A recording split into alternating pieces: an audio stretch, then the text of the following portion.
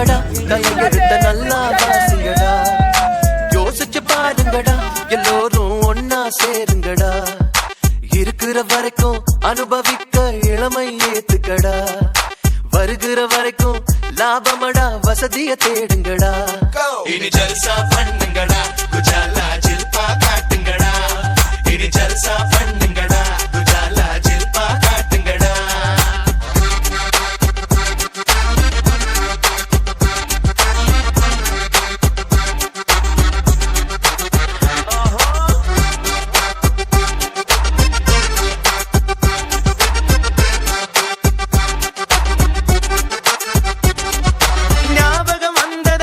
அந்த நாள் ஞாபகம் வந்ததடா